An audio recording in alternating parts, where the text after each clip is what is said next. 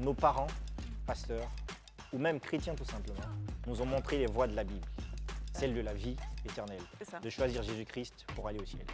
Et c'est une décision personnelle. On est là dans la famille, tout le monde est musulman et voilà, c'est l'éducation que tu reçois à la maison. Et tu suis les traces. Après, est-ce que c'est pas pesant? C'est très pesant, c'est beaucoup, énormément pesant parce que tu as l'impression de faire, tu dois faire beaucoup d'efforts et ça ne montre pas ta personnalité à la réalité. Parce que beaucoup d'entre nous, à la réalité, nous naissons dans un corps de pécheurs. Est-ce que tu pourrais te marier avec une musulmane? Je savais que cette question allait venir. La question à 10 000 $. Je savais que cette question allait venir. Je me marierai à celle que Dieu me donnera. Vous venez peut-être d'allumer votre téléviseur, ne zappez surtout pas, c'est votre émission Le Club qui commence maintenant. Générique.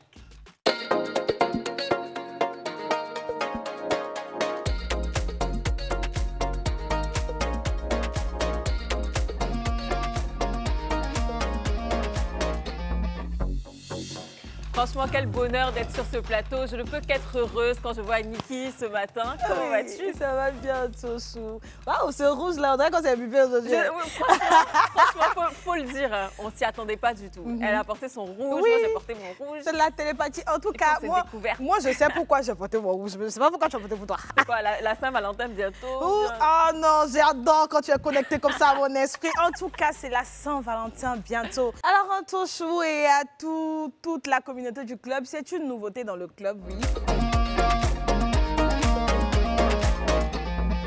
J'ai des bons plans pour vous. Vous savez, si j'ai mis cette combinaison rouge là, c'est pas pour rien. C'est pas pour rien, c'est pour vous dire que la Saint-Valentin arrive.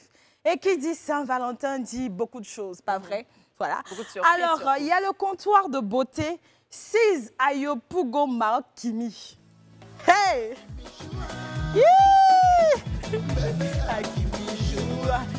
C'est l'occasion pour vous de remercier notre pays frère, le Maroc, qui a fait beaucoup pour nous pendant cette canne-là. Ah, franchement. Franchement, sans le Maroc, on n'allait même pas être assis sur le plateau du club ici.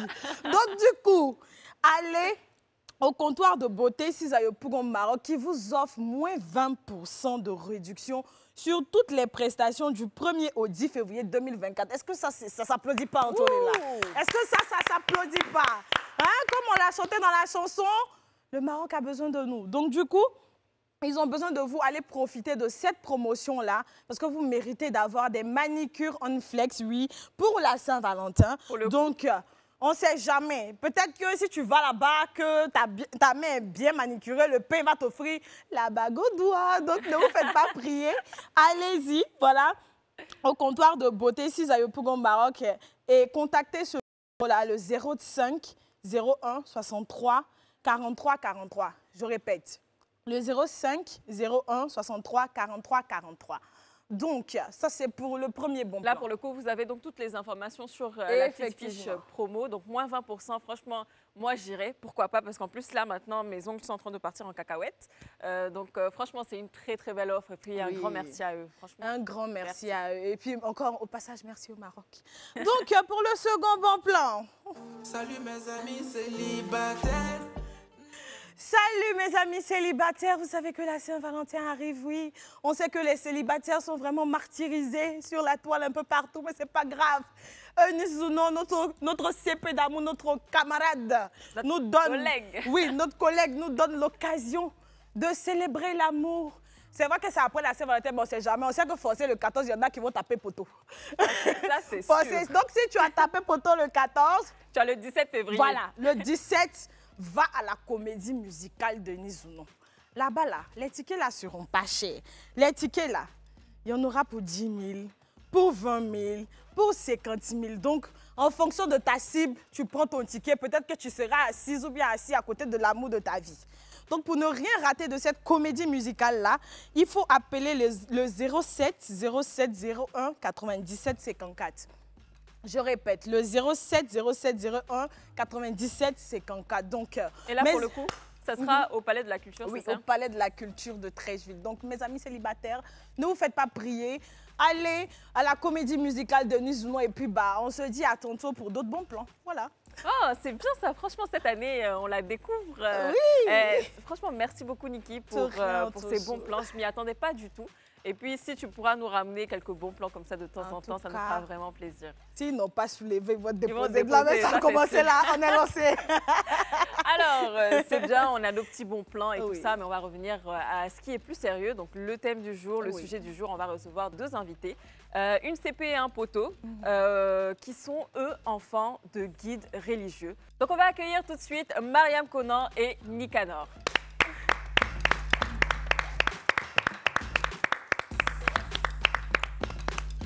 Bonsoir. Bonsoir.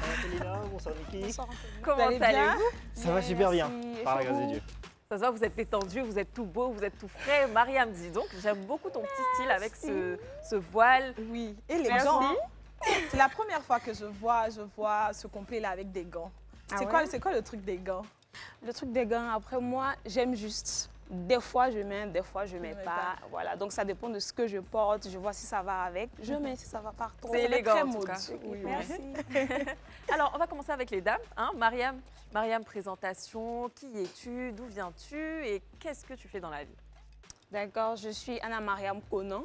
Voilà, je suis conseillère clientèle bilingue et aussi spécialiste des cas complexes et de la gestion relationnelle.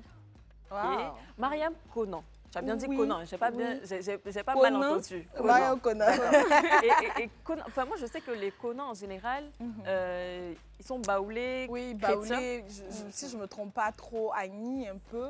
Il y a souvent des Agni baoulés. De toute façon, on en reviendra tout à l'heure parce que je pense qu'il y a une petite histoire derrière tout ça. Alors, pour le coup...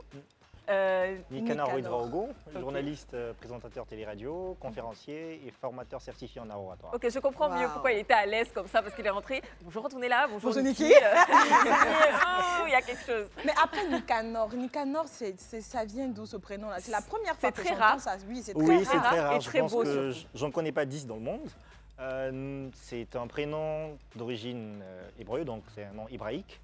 Qui vient de la Bible, dans Acte 6, verset 5, qui signifie victorieux et qui gagne des amis. Ah! Donc c'est sûr que donc je tu as parle avec beaucoup des amis d'amis alors? Ouais. Mais bien sûr. Le nom influence les enfants, oui, hein, ça c'est donc sûr. tu en as pas mal, hein, des amis. Oui, quand même. D'accord, Nicanor. Ok. Bon, vous notez, hein, les mamans, on garde ça dans le carnet quelque part là-bas pour nos enfants.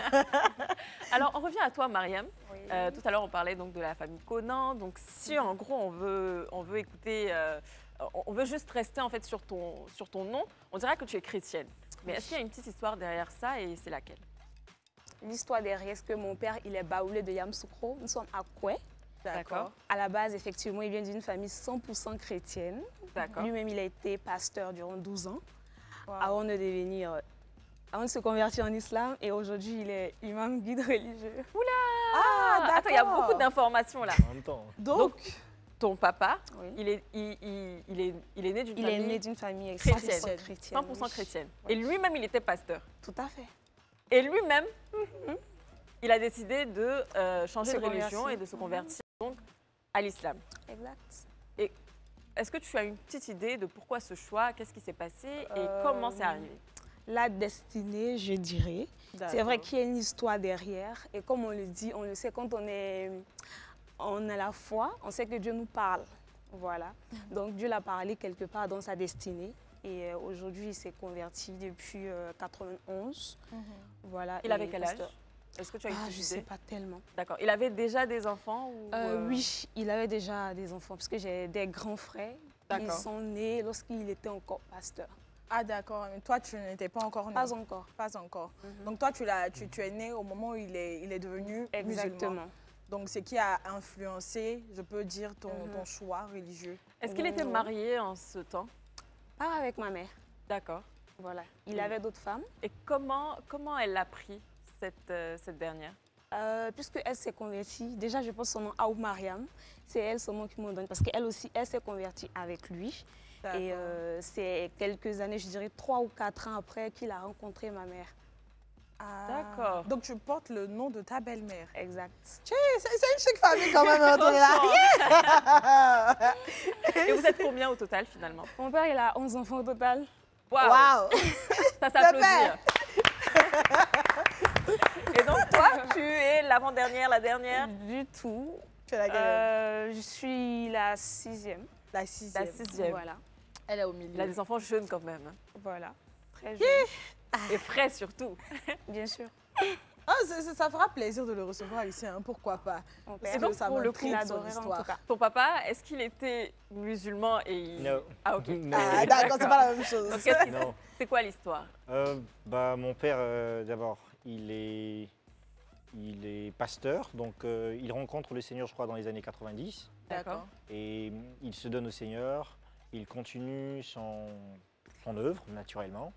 Et dans le cursus de la vie, le Seigneur l'appelle aussi. Donc on est dans une histoire d'appel à Dieu. Et à partir de là, il va déclarer son appel, puisque je suis des assemblées de Dieu.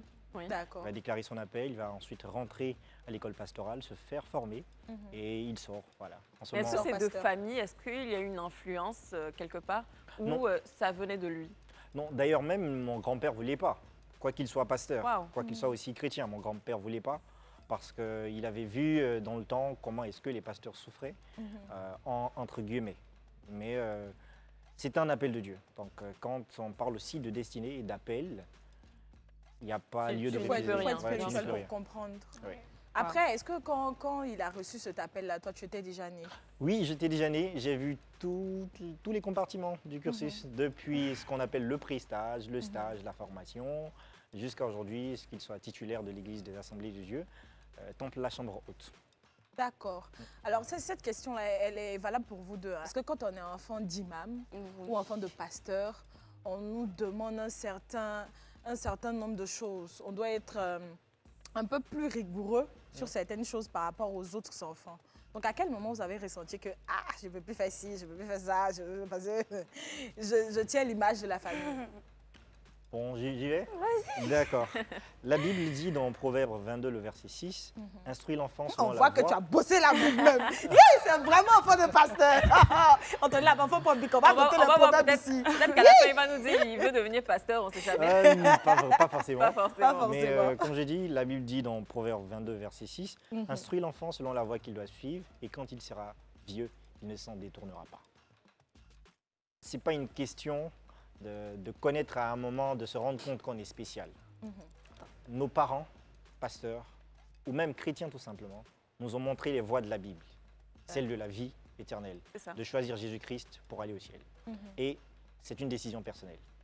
C'est pourquoi on voit un peu stéréotyper certains enfants de pasteurs, on dit oui, ils sont des personnes qui ne vivent pas bien. Il faut reconnaître et comprendre simplement que c'est une décision personnelle. C'est pas parce que papa est pasteur. Non, mais avant d'aller même à la décision personnelle, tu sais, moi j'ai vécu dans une famille super religieuse. Quand j'étais petite, là, moi, j'ai fait le tour des églises avec mes parents. Hein. On a fait catholique, évangélique, protestant, jusqu'à on a terminé encore dans évangélique. Jusqu'à moi, je me suis fatiguée, j'ai dit c'est bon.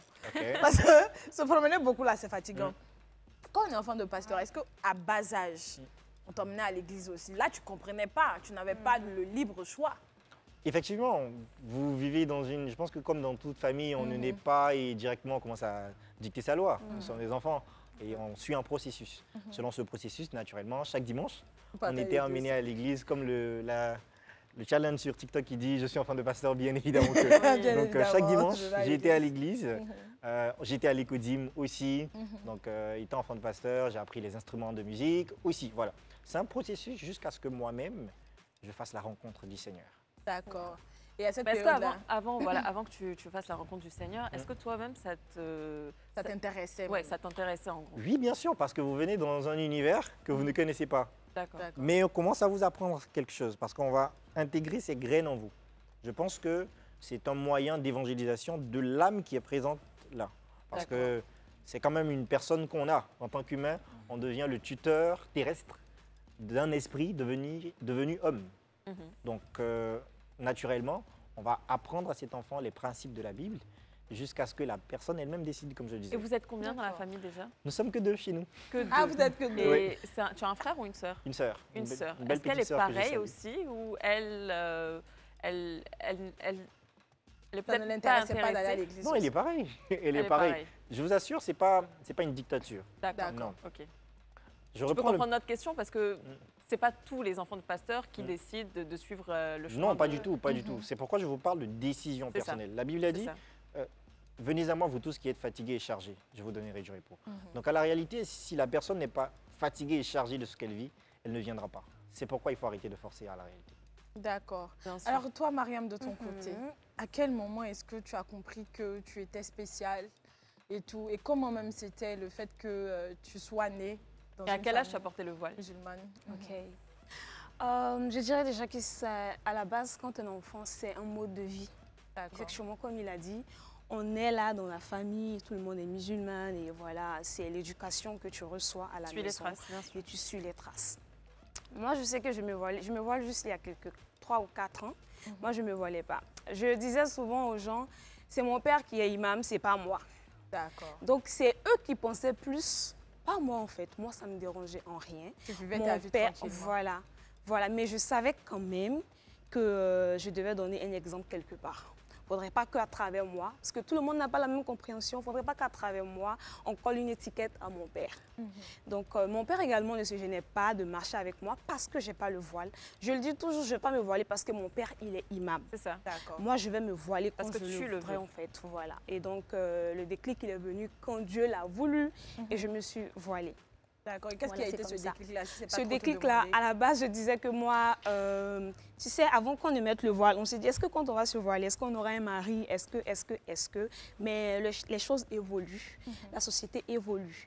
Et au fur et à mesure, on continue d'aller à l'école, on est intellectuel, on se dit que ce n'est pas ce qu'on croyait. Ça ne change en rien que tu mettes le voile ou pas. Et tout ce qui va avec, en fait. Et donc, arrivé à un moment, je me disais, si je suis fiancée, dès que je me fiance, je mets le voile. Si j'ai eu un fiancé, je mets le voile. Mais ce n'était pas le cas. Dieu, il a voulu, le déclic est venu. Déjà qu'à la base, moi, je ne mettais pas les mèches et tout. Il y a des vêtements que je ne mettais pas. C'était comme ça, naturellement. J'aimais beaucoup les petits foulards. Et un jour, j'ai décidé comme ça, ok, je mets le voile, je sors. Je sors, pour moi, à la base, quand je vais sortir, les gens m'ont dit, ah, mais tu commences à mettre le voile, les gens. En fait, les gens ne remarquent rien, en vrai. Personne ne m'a calculé. Donc, je dis, en général, on a l'impression, en fait, que le regard est fixé sur nous. Exactement. Personne ne me regarde. Et donc, voilà, je continue avec le voile comme ça. Et c'est comme ça que c'est venu tout d'un coup. Exactement. D'accord. Après, pour Nicanor, on a vu que, comme moi aussi, nous prenions un pâté à l'église et tout.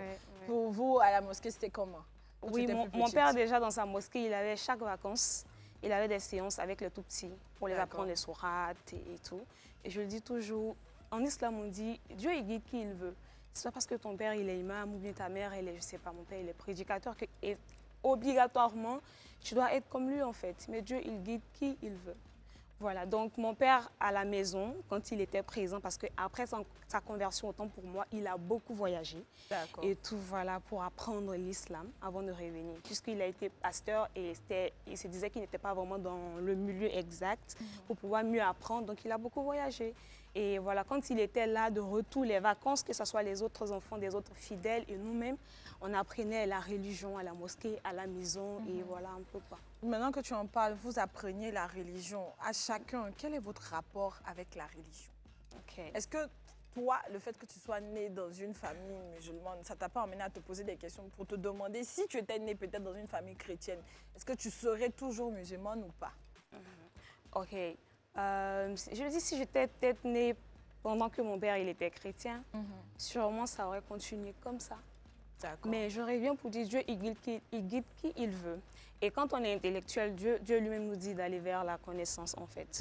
Tu cherches toi-même, tu apprends. Aujourd'hui, on a tellement de possibilités en fait d'apprendre, d'aller vers la science. Donc, tu vas vers la science toi-même, tu cherches. Et des fois, mes amis chrétiens me disent, bon, moi je me sens bien dans le christianisme, donc ça c'est pas une histoire de je me sens bien, mais est-ce que vraiment derrière tu penses que c'est ça la vérité en fait? Voilà, c'est mieux de dire que je pense que c'est ça ma vérité que de dire que je me sens bien. Parce que se sentir bien n'est pas forcément là où tu dois être en fait. Ça doit être autre chose. Donc moi je me dis finalement, la religion musulmane, c'est la religion en fait de Dieu. Qui te convient voilà, à toi. Voilà, exactement. Et Nicanor, toi donc, pour le coup? Je ne dirais pas que je suis religieux. Je dirais que j'ai une relation avec le Seigneur.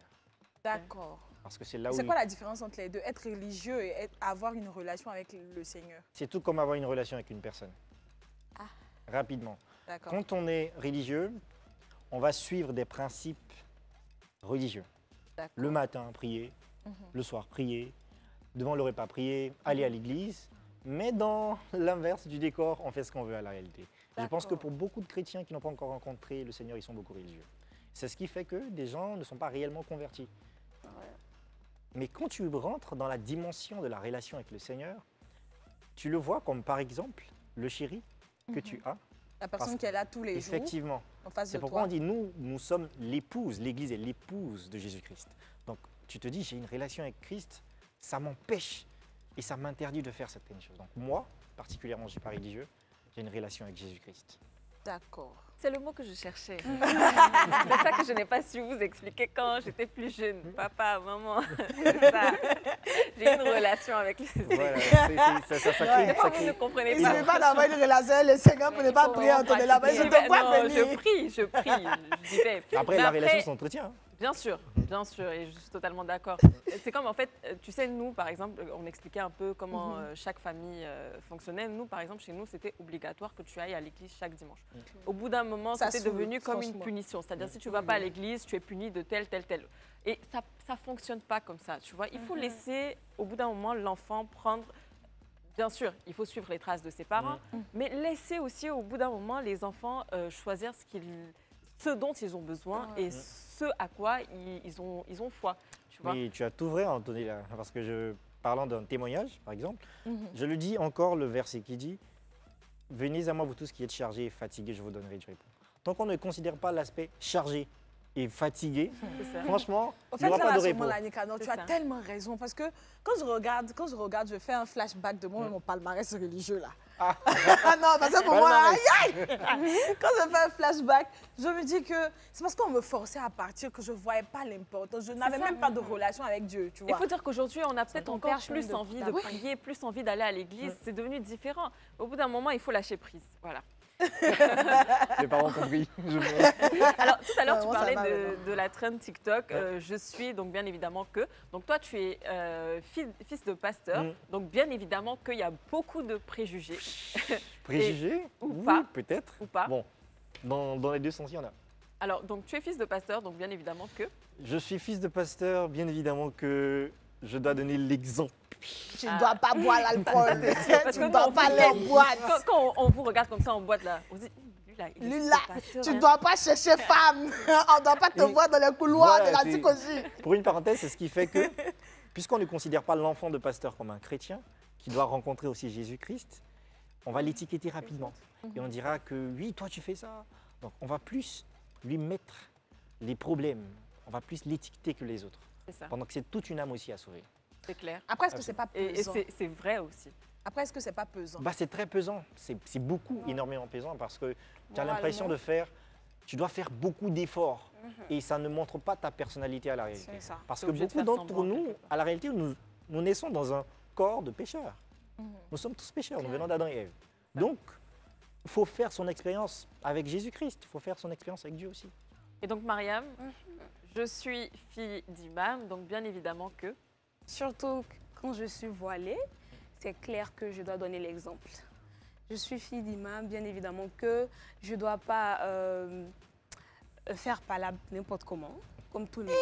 Donc, si on te provoque, même si on me tu donnes l'autre jour aussi. Voilà. Hey, je dois toujours arranger la situation que de gâter. Je suis fille d'imam, bien évidemment que je dois toujours, je dois connaître plus le Coran que les autres jeunes filles. Mais lui connaît la Bible, lui au moins il connaît la Bible. C'est toi tu connais le Coran. Moi je ne vais pas dire que je connais le Coran à 100%, mais en tout cas je continue d'apprendre, c'est sûr. Voilà, quand même plein de préjugés à côté. Moi on me disait toujours, toi-même tu es fille d'imam et puis tu fais ça. Quand je ne me voilais pas surtout, toi tu es fille et puis tu fais les choses comme ça. Alors je suis sûre qu'il y a eu déjà ce préjugé, tu es fille d'imam et tu as un perçu sur le nez. Personne ne parler de ça tout à l'heure. Bon, pour les plans, si je me rappelle, quand j'étais encore plus adolescente, moi j'ai demandé à mon père, voilà, et papa, j'aime bien ça. Est-ce que si je mets 2 mains, il dit, en tout cas, il n'y a pas de problème parce qu'on perce. Mais après, il y a d'autres réflexions qui disent, normalement, que tu peux bien mettre, mais ça doit être caché, ça doit être que pour ton mari. Okay. Ah, d'accord. Donc sinon, c'est pas mauvais comme le voile. D'accord. Voilà. Dis donc. Ça fait la compliquée. D'autres Est-ce que tu as une anecdote même, une canor, par rapport à cette histoire? Je réponds à... Bon, vas-y, l'anecdote. L'anecdote. Concernant la vie d'enfant de pasteur, oui. Est-ce que tu as eu à faire une chose un jour et puis on t'a dit, mais toi tu es enfant de pasteur et puis tu fais ça? J'avoue, c'est sans me lancer des fleurs. J'ai été vraiment un enfant sage. C'est pas parce que nous sommes à la télé. Non, je le dis, vous pouvez Vous pouvez demander à plusieurs personnes dans mon entourage. Je pense que j'ai eu la grâce de naître dans une famille qui m'a vraiment donné une bonne éducation. Et je suis passé par beaucoup d'épreuves, mais la parole de Dieu, avec l'enseignement, l'éducation de la maison, a fait que je n'ai pas dévié. Sinon, c'était chaud. Et dire que quand on est enfant de pasteur aussi, et qu'on est un peu beau, on va dire ça, parce que quand tu es aussi au groupe musical. Tu es au groupe musical. Oui, je suis instrumentiste aussi, je joue la batterie, piano. Bon, anyway, tout ça, il y a beaucoup de tentations directement. Si tu n'as pas rencontré réellement Jésus-Christ... En tout cas, si tu n'as pas rencontré Jésus, tu peux pas. Parce que moi, mais étant responsable de groupe musical. Tu parles de quoi exactement? Il y a énormément de tentations, que ce soit dans la vie normale ou des gens qui vont t'approcher. Et même professionnellement parlant. Professionnellement parlant, j'ai eu beaucoup de demandes. Il y a eu beaucoup de dames qui venaient vers moi et tout. Et j'avais bien l'impression. Et heureusement que j'avais le Saint-Esprit qui me disait, ce sont des tentations. Je vous raconte une histoire, je pense que j'étais... Attends, histoire là, d'avancer le croustillant, attends. Franchement, on va partir pour une petite pause publicitaire, on revient juste après, ne bougez pas. Ah oui, de retour sur le plateau du club, nous sommes toujours avec Mariam et Nicanor. Et donc voilà, on parlait donc d'enfants, de guides religieux. Donc Mariam qui, elle, est fille d'imam et Nicanor qui, lui, est fils de pasteur. Donc tu nous parlais d'une anecdote, tu nous parlais aussi des tentations. Hein?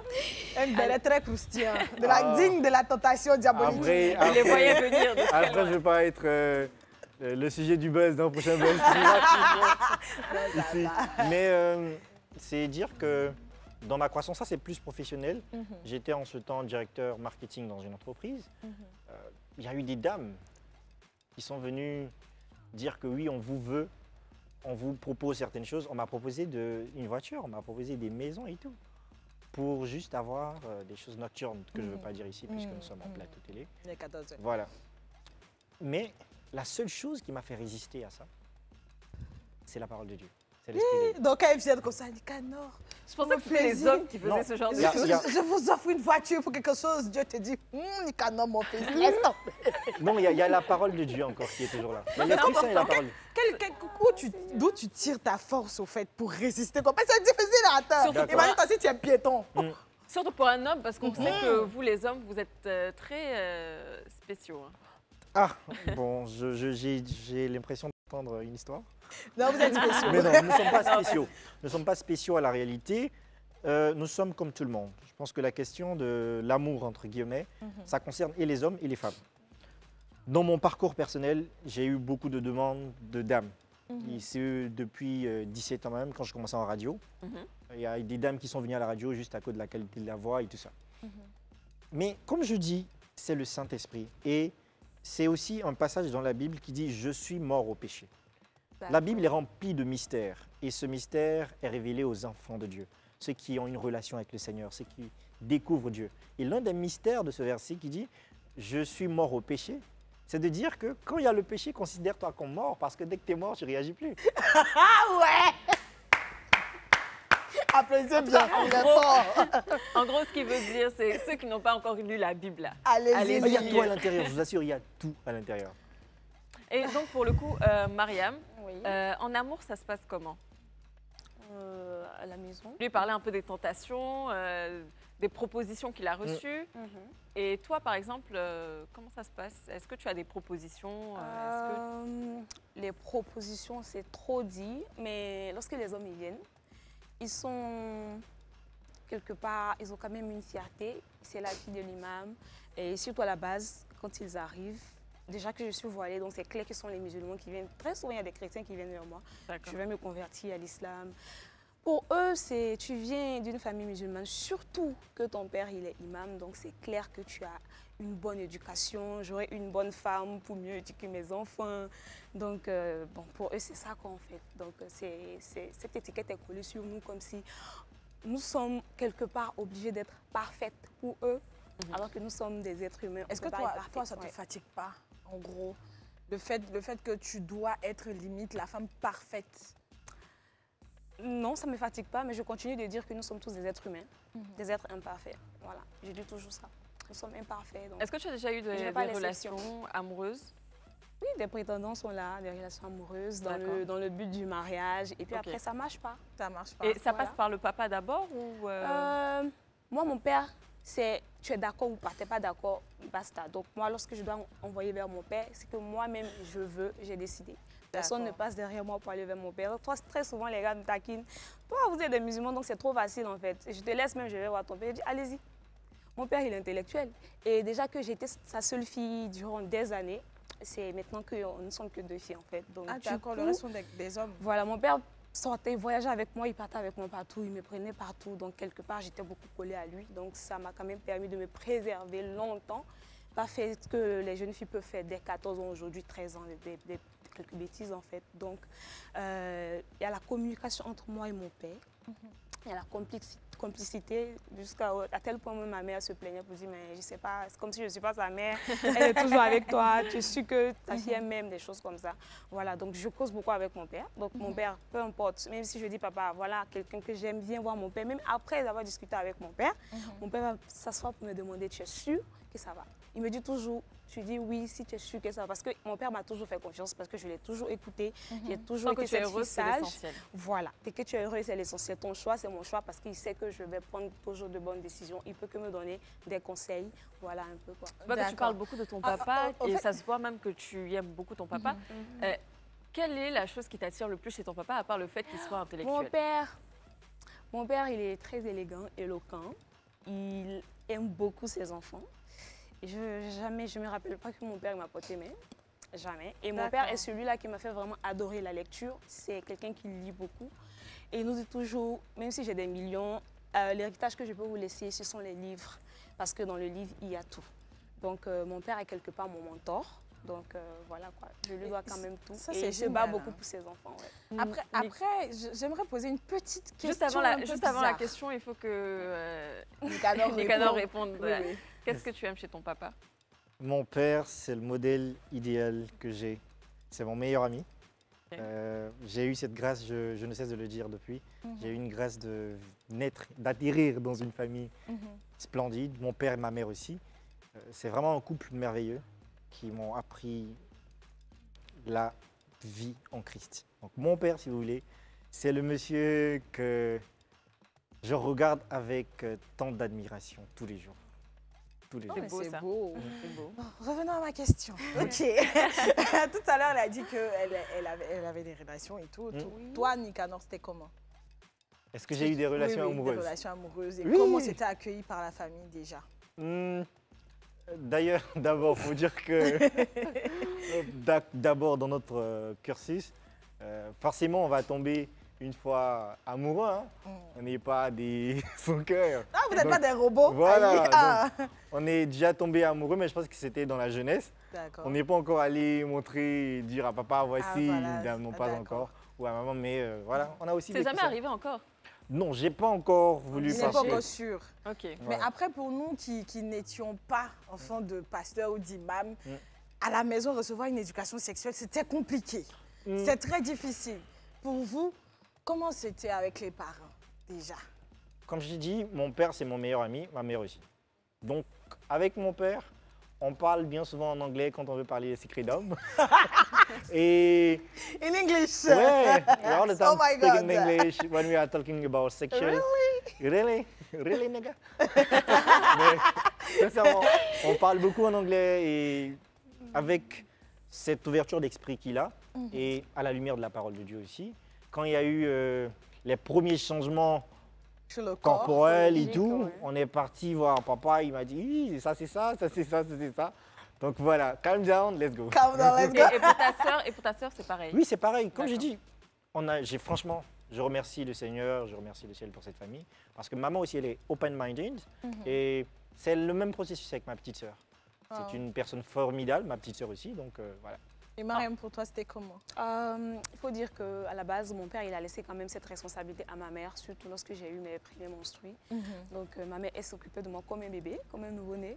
Voilà, il changeait les trucs comme il se devait et tout, me montrer comment ça se passe. Mon père, il intervenait lorsque vraiment c'était nécessaire, parce qu'il s'est dit c'est des choses de femmes vraiment. C'est vrai que c'est mon père, ça ne l'empêche pas de venir faire comme ma mère. Mais entre femmes, c'est encore mieux. Et pour moi, même un peu mon intimité, il laissait quand même cette responsabilité à maman. Voilà. Sinon, mon père n'a aucun souci que je lui parle de quoi que ce soit. Peu importe le sujet, il est toujours open.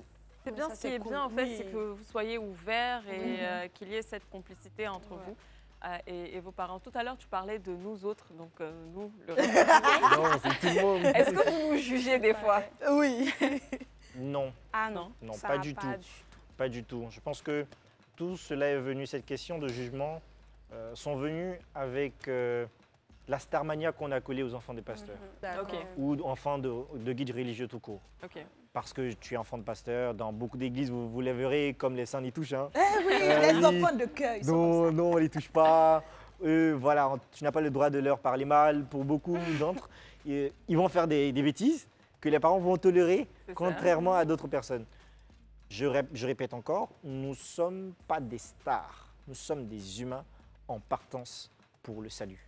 Donc, tout le monde est mis à la même enseigne, tant que tu as besoin du salut. D'accord. Après, moi, j'aimerais savoir à tous les deux, c'est quoi votre engagement dans l'œuvre de vos parents respectifs? Parce que toi, Nicanor, tout à l'heure, tu as dit que tu étais dans le groupe musical et tout. Donc, ça veut dire que tu chantes à la gloire de Dieu. C'est ta contribution voilà, à l'œuvre de ton père. Et à l'œuvre de Dieu. Oui, à l'œuvre de Dieu. Ah, d'accord. OK. À part ça, est-ce qu'il y a d'autres choses que vous faites, peut-être toi à la mosquée ou toi à l'église? Je la laisse. Moi, déjà, il faut dire que oui, quand j'avais assez le temps, c'est clair que des fois, je partais à la mosquée pour tout ce qui est conférences, les événements à la mosquée, que ce soit les nettoyages de la mosquée. Je suis là, il faut être impliqué.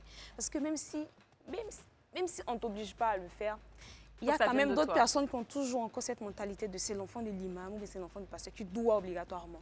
Donc, juste pour faire les choses, tu fais. Mais en même temps, on le fait aussi parce qu'on sait qu'on a un bien, pas des rêves venant de Dieu.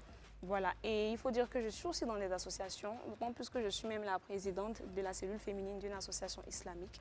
Et voilà, secrétaire aussi chargée aux affaires sociales et de la promotion du genre de cette même association. Donc, je vais dire, je rentre aussi dans la société. Je ne suis pas qu'à la maison ou forcément dans la mosquée de mon père. Je peux dire même que je suis passive même dans la mosquée de mon père, quoi. Je ne suis pas toujours là-bas. C'est très souvent pour des grands événements, on me voit là-bas. Donc quand on me voit et les oncles, ah, c'est la fille de lui-même. À part la mosquée de ton père, tu pars dans d'autres mosquées? Oui, vu que je travaille au plateau, donc très souvent je suis à la mosquée Salam du plateau. D'accord. Est-ce que ça t'arrive de ne pas aller à la mosquée? Bien sûr. D'accord. Et est-ce que ça t'arrive de ne pas aller à l'église? Non, moi pas du tout. À toi pas du tout. Si ce n'est pas une urgence du ciel, je suis à l'église parce que c'est un engagement personnel. Je vous parlais de relations tout à l'heure. À la différence d'elle, je suis beaucoup engagé à l'église, beaucoup engagé. Je suis batteur au groupe musical, je suis le secrétaire général de la jeunesse, responsable de la communication de l'église. Je suis encore le trésorier de la mission parce qu'il y a des missionnaires de notre communauté qu'on envoie à l'extérieur du pays. Donc, au niveau local, je suis le trésorier. Toutes ces charges, pas parce que c'est mon père qui le fait, non. Parce que j'ai une relation avec le Seigneur et je sais ce qu'il y a à l'intérieur. Dans la Bible, je sais que tout ce que je ferai, j'aurai des récompenses. Voilà. Est-ce que tu vas dans d'autres églises de temps en temps? Il y a des programmes, quand il y en a, pour édifier la vie. On édifie l'église, on édifie le corps de l'église. Donc, je n'hésite pas à aller dans d'autres moments. Je ne dis pas aller être membre des églises, mais aller participer à certains moments pour s'édifier aussi. D'accord. Après, est-ce que dans votre éducation religieuse, est-ce que vous avez reçu des interdits de la part de vos parents? Par exemple, pour la vie amoureuse, on nous demande de ne pas forniquer, par exemple, à l'église. Est-ce que pour vous, ça a été instauré à la mosquée aussi? En fait, ce n'est pas que les parents qui nous disent de ne pas forniquer. Il y a en fait ta foi et la parole de Dieu qui nous dit de ne pas le faire. Donc les parents, ils sont là juste pour nous rappeler voilà, de ne pas le faire. Donc après, chacun a son destin. Comme je le dis, Dieu, il guide qui il veut. Tu peux dérailler dans ta vie comme ne pas dérailler dans ta vie. Comme tu peux suivre la bonne voie jusqu'à être marié ou faire tes enfants. Mais à votre avis, quand on déraille, on doit faire quoi? Pour moi, il faut déjà, comme à la base, il faut toujours avoir vraiment cette soif-là de rechercher Dieu. Ta foi, c'est ce qu'il faut vraiment. Il faut soigner la foi. Parce que quand tu as une très grande foi, c'est difficile même de dérailler à un niveau même. C'est pas possible. quand tu es une très grande foi, tu sais te maintenir. Il y a des choses que tu sais que tu ne peux pas arriver en fait à ce stade. Et même les plus petites erreurs que tu fais, c'est très facile de rebousser chemin, de dire que non, ça ne va pas avec mes éthiques, mes principes. Est-ce qu'il y a des choses que vous auriez aimé changer dans votre façon de vivre ou même dans la façon dont vos parents vous ont inculqué la religion? Mes parents ne m'ont pas inculqué la religion, ils m'ont inculqué une relation avec Dieu. D'accord. Ils m'ont dit, voici ce qu'il faut faire.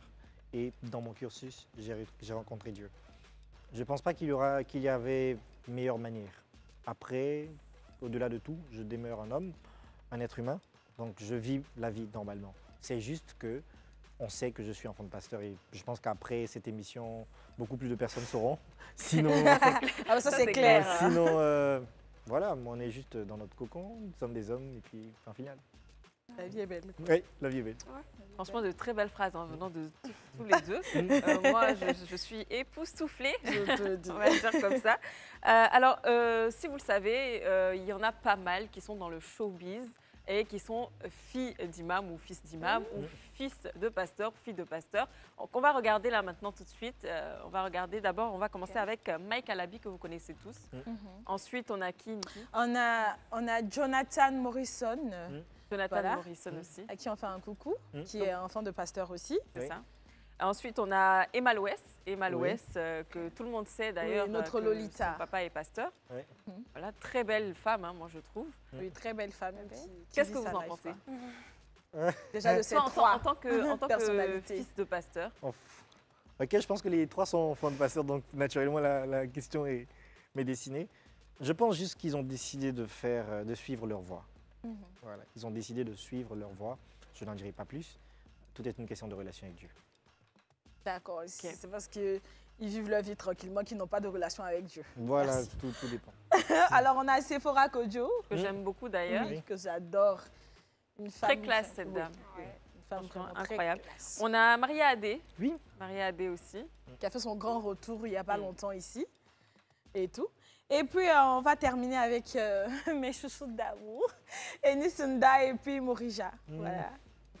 Oui, on a vu Morija, voilà, Enisunda. Et Morija, elles ont de très belles voix, elles chantent, elles sont incroyables. Morija, d'ailleurs, qui a pas mal de comment ça s'appelle déjà? Elle a l'esprit sur elle. Non, c'est plutôt des... Est-ce que ça se dit des chansons de Dieu? Oui, ce sont des chansons, elle a des titres. Et généralement, ce sont des cantiques, on va le dire. Des cantiques ou des chants, c'est tout. C'est une œuvre musicale, seulement qu'il y a l'aspect chrétien, sinon l'esprit de Dieu à l'intérieur. Oui, oui. Après, Mariam, est-ce que tu aurais des noms de personnalités comme ça? Parce que là, pour le coup, on n'a que des enfants de pasteurs. Oui, oui. On n'a pas vraiment trouvé. Est-ce que tu connais des célébrités qui sont, eux, filles ou fils d'imam? Non. Pas vraiment. Non. Même pas dans la musique Même si on existe, moi, je n'ai pas connaissance. Non. Ouais. D'accord. Peut-être qu'il y en a, hein, forcément. On n'a juste pas oui, peut-être qu'on n'a juste pas la liste. On va rechercher. Si vous aussi vous trouvez, vous connaissez le numéro du club, vous pouvez nous envoyer. Mais après, est-ce que dans vos amitiés, vous vous promenez entre vous? Quand je dis promener entre vous, c'est-à-dire que, bon, comme toi, tu es fille d'imam, tu te promènes avec les filles d'imam. Ou que toi, tu es fils de pasteur, tu te promènes avec les enfants de pasteur. Parce qu'on a vu que ça a fait... bon, lui, il n'est pas... Je ne sais pas s'il est enfant de guide religieux. Kais Bloom qui se promène avec les gens du monde. On dit, ah, mais pourquoi il se promène avec les gens du monde et tout? Pour vous, c'est comment? D'accord. Je suis venu chercher et sauver ceux qui étaient perdus, dit la Bible. Donc, à la réalité, c'est comme quelqu'un qui connaît une solution et qui ne veut pas la partager. C'est lui le plus mauvais, en fait. D'accord. Donc, basiquement, nous sommes des êtres, quand je dis. J'ai beaucoup d'amis musulmans. J'ai beaucoup de filleuls dans le journalisme musulman. Et ça ne m'empêche pas, je peux citer les noms, mais je ne pense pas que ce soit essentiel. Sinon, pour ici même, à la télé, je connais très bien Jessica Kone.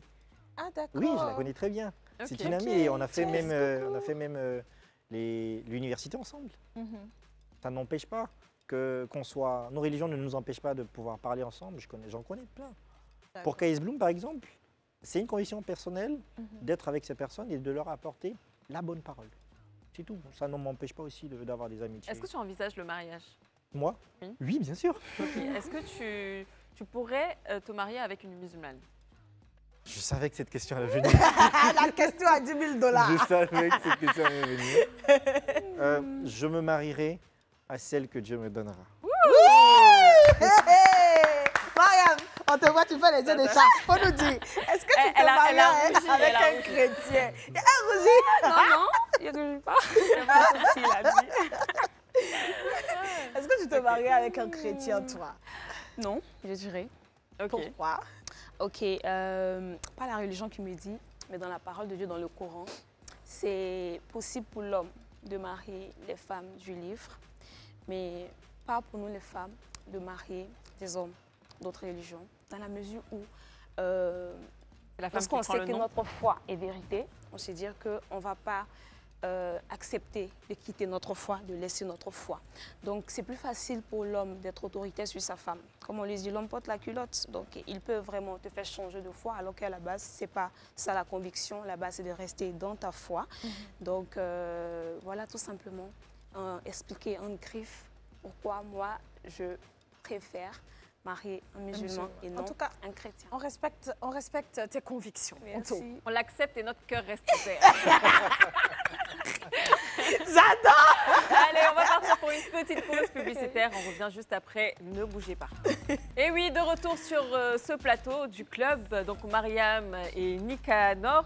Tout va bien, ça va? Super. Super. Ça va. Les questions ne sont pas un peu dosées. Voilà, parce que Non, on est sans filtre. C'est normal, on est à la TV. On a la télé sans filtre. C'est ce qu'on aime, la télé sans filtre. Eh bien, écoutez, pour le coup, on avait parlé donc tout à l'heure des enfants pasteurs. On avait eu quelques images, dont Emma Louès, Michael Abi, Jonathan Morrison, etc. Et donc là, on va passer donc à une rubrique que je suppose que vous connaissez si vous avez déjà regardé le club. On va passer donc à notre rubrique Inbox. C'est parti.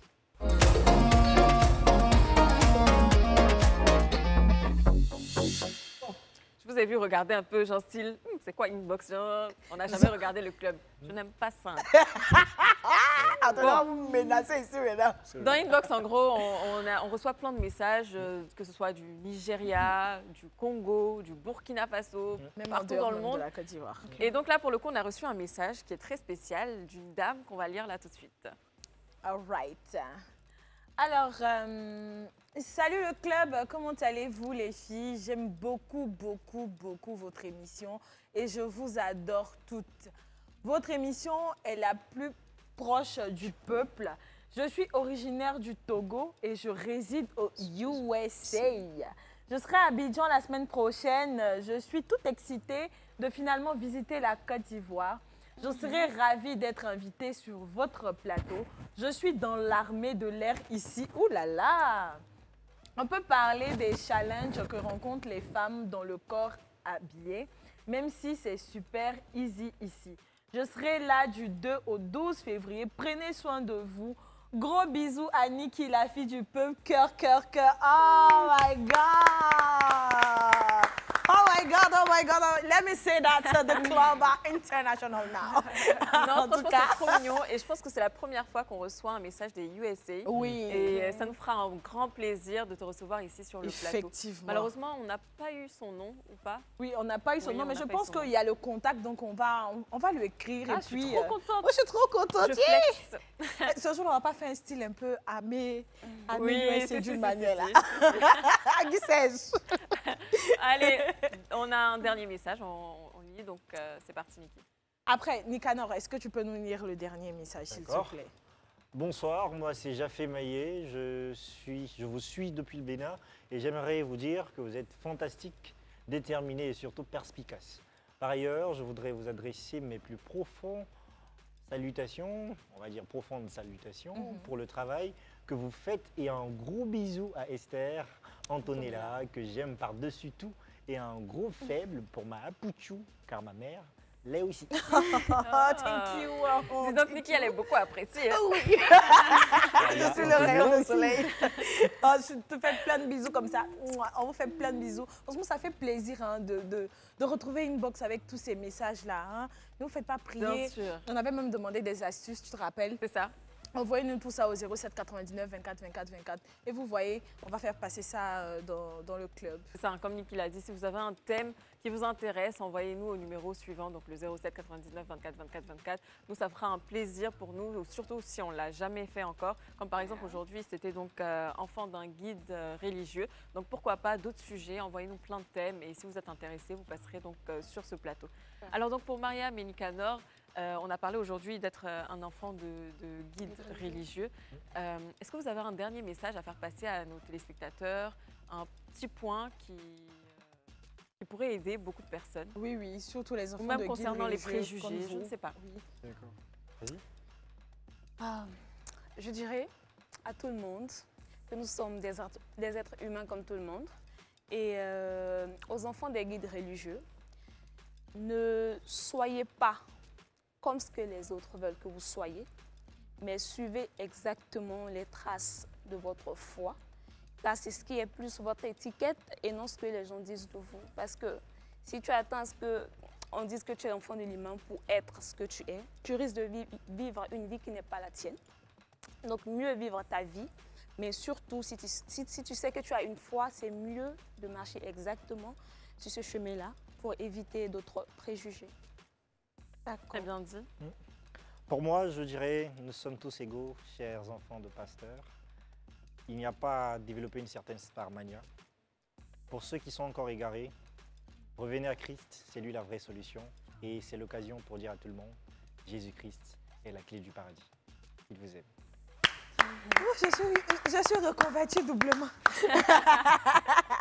En tout cas, Mariam, Nicanor, c'était vraiment un plaisir de vous recevoir sur ce plateau. Vous nous avez beaucoup aidés nous-mêmes, hein. Niki et moi. Ces paroles-là sont tellement... Enfin, on a besoin d'entendre ce genre de choses très souvent. Donc franchement, merci à vous d'être venus et on espère vous recevoir très bientôt, peut-être pour un autre sujet. On espère aussi. On espère que vous allez nous inviter aussi à vos mariages.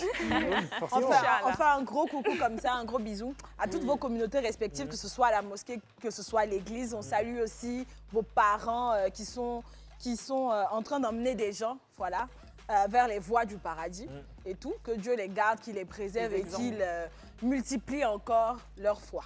Voilà. En tout cas, prenez soin de vous et puis voilà, on vous laisse. On se dit à très très vite. Bisous à vous. Bye bye.